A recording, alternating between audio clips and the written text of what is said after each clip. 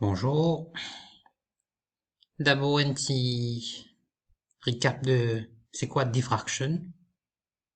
Vous rappelez que quand on cause diffraction, c'est tu as un petit fond, you have a very narrow slit, and you're going to have a wave, for example, light wave, passing through it. Aussi, si jamais width, ça slit là est petit, the width of the diffraction maximum, or the central maximum will be large. Nous get ça un coup là. Si on augmente sa largeur, sa slit là, on remarque que sa pattern qui m'a gagné ici là, le central maximum devient plus petit. On trouve secondary maxima qui sont ici. Ok, beaucoup de secondary maxima et bien sûr les minima. Donc, voilà. Et aussi, autre chose, si moi j'ai une slit comme ça, qui est très fin, wavelength là aussi peut jouer un grand rôle. Si on a la lumière rouge, 635 nanomètres, si on diminue wavelength, vous trouvez que, I'm going to decrease the wavelength all the way from red to violet, and you can see what is happening in the process. The width of the central maximum is decreased. Ok? Le central maximum devient sharp. Ça, c'est donc pour diffraction.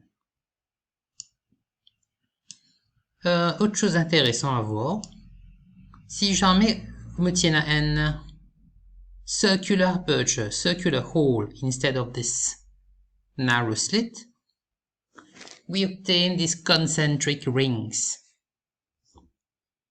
Ça, c'est le central maximum de la constructive interference là. Ici, sa bande noire là, c'est le first minimum, destructive interference. Là, j'ai encore constructive interference, secondary maxima, ainsi de suite. Et bien sûr, encore une fois, si wavelength grand, je vais avoir a wider pattern, the central maximum is wider. The distance between the bright fringes will also be large. Si maintenant we decrease wavelength, you see what is happening? The distance between the bright fringes or the distance between the dark fringes, c'est en train de diminuer. Ok? Si on parle de diffraction,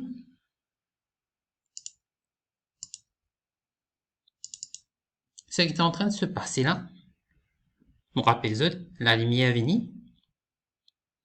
fait la lumière n'importe quelle wave, un wavefront là passe à travers ça slit là, on a un central maximum.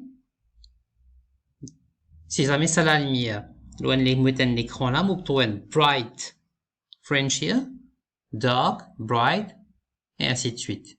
Ça va une intensité 20 secondary maximale dit beaucoup plus petit que celui du central maximum. Ok? Maintenant, ça c'est un typical pattern qui m'aura obtenu avec un rectangular narrow slit and monochromatic red light. Ça c'est le central maximum. And these are the secondary maxima. As you can see, the intensity is decreasing quite rapidly. Donc, voilà. Autre chose.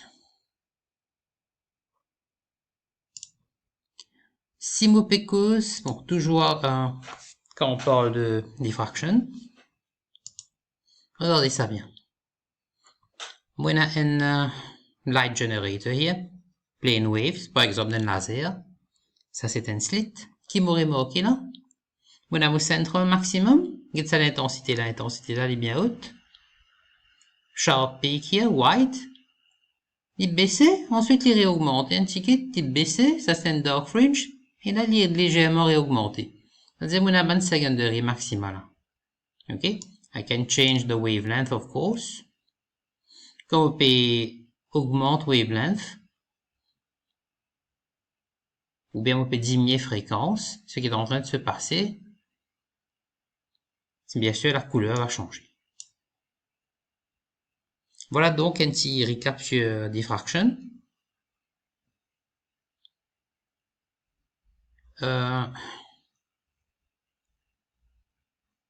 Après ça, nous pouvons aller interférence.